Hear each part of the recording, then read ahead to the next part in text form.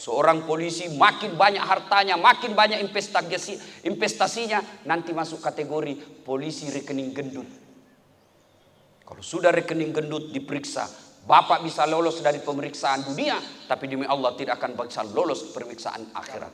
Dan demi Allah, anak mustahil bisa baik kalau kita selalu kasih makan uang haram anak kita. Mustahil. Lihat anak-anak pejabat yang korup. Biasanya anaknya pengedar narkoba, biasanya anaknya pezina, biasanya anaknya kepala batu.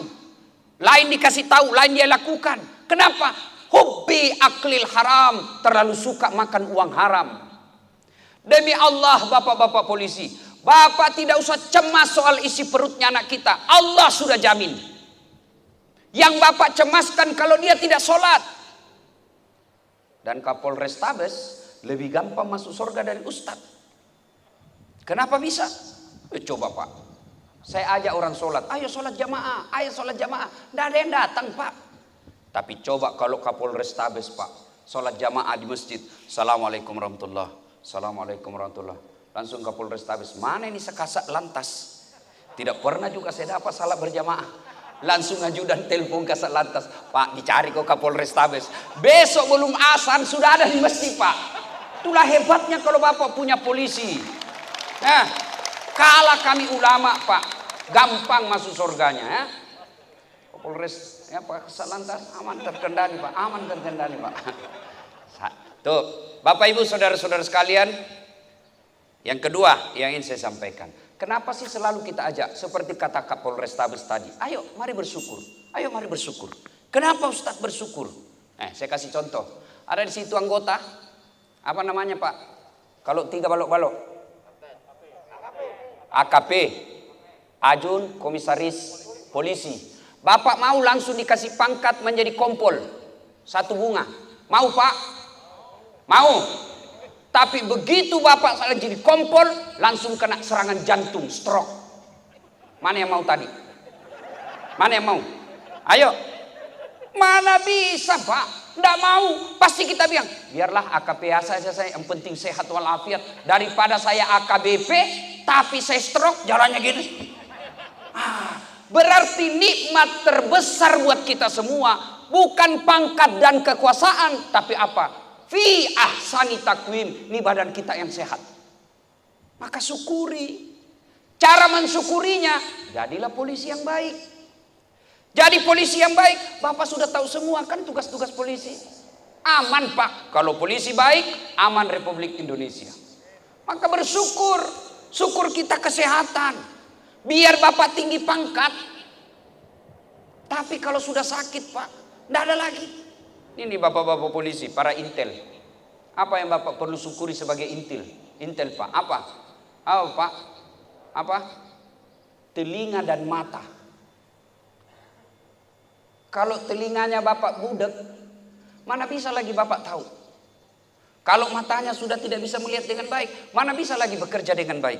Karenanya kita bersyukur. Cara bersyukurnya, pertama kalau kita muslim dengan banyak mengucapkan Alhamdulillahi Rabbil Alamin. Tapi kita polisi Ustaz, kerja ini berat betul Ustaz. Tidakkah semakin berat pekerjaan, semakin banyak pahala yang kita peroleh?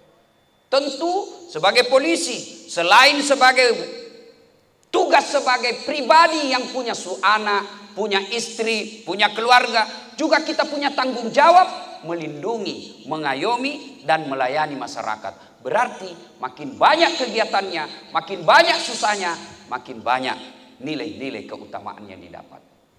Yang ketiga, bapak pernah ngantar jenazah? Ibu bapak pernah ngantar jenazah? Bukan pernah, sering.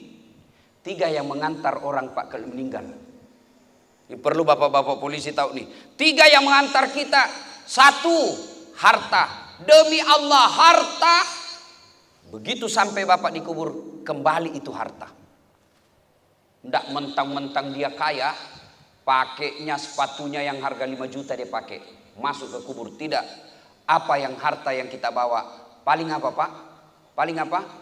Kain kafan. Mulai jenderal bintang 4 sampai yang paling rendah pangkatnya di kepolisian, Sama kainnya, kain kafan. Tidak mentang-mentang jenderal bintang 4, dia meninggal pakainya kain sutra. Tidak. Kain kafan.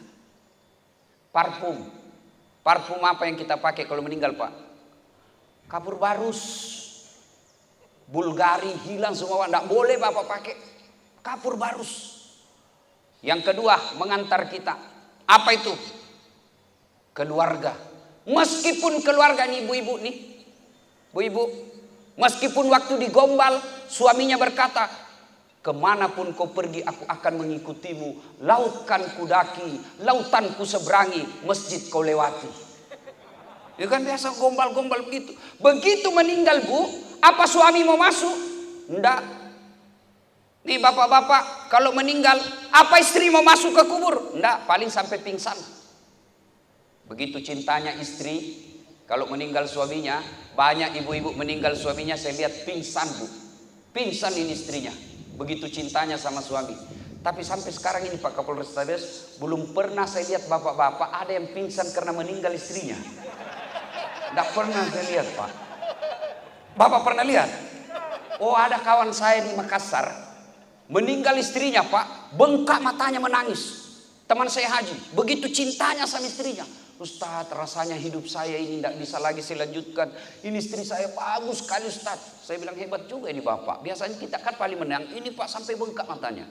Beberapa bulan kemudian saya pergi olahraga di Karebosi, jogging, ketemu sama itu Bapak. Ada perempuan di sampingnya, putih, bersih, panjang rambutnya, udah pakai jilbab. Saya tanya, Aji, siapa itu? Yang baru Ustaz. Maka begitu kita meninggal, demi Allah, tidak ada satupun keluarga yang mau ikut sama kita. Yang ketiga, yang mengantar kita amal kebaikan. Masuklah kita di kubur. Inilah yang menemani kita, amal kebaikan. Begitu pengantar sudah balik, nah masuklah kita di kubur. Masuk di kubur, sholat sudah tidak bisa dilakukan. Haji sudah tidak bisa dilakukan. Puasa tidak bisa dilakukan. Maka tinggallah kita di alam kubur. 3 yang menengani. Bapak sebagai polisi. Bapak ditugaskan ke suatu wilayah yang Bapak merasa tidak nyaman di situ. Masih ada pilihan. Apa pilihannya? Pensiun dini, berhenti jadi polisi. Tapi demi Allah, kalau Bapak sudah masuk kubur, senang tidak senang, tidak boleh kau keluar di situ.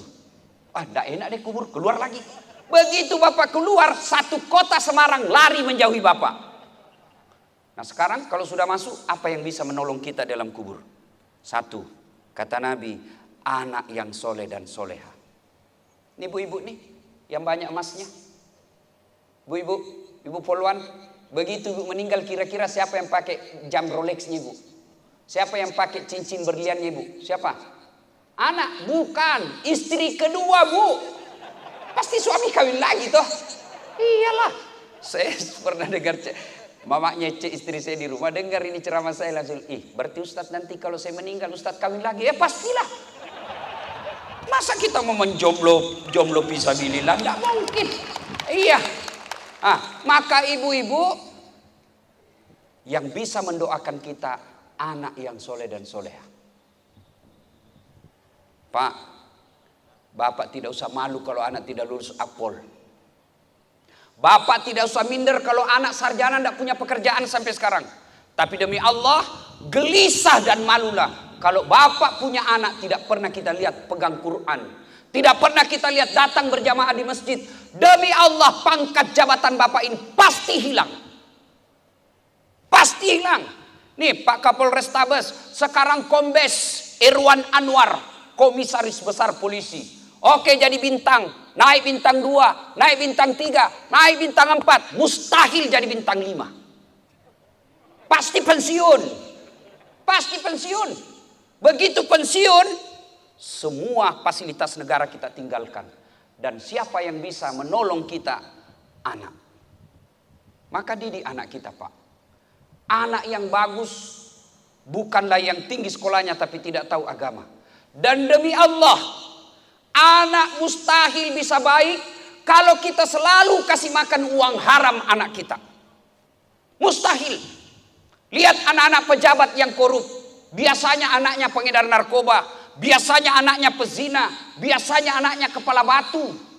Lain dikasih tahu, lain dia lakukan. Kenapa? Hubbi aklil haram. Terlalu suka makan uang haram.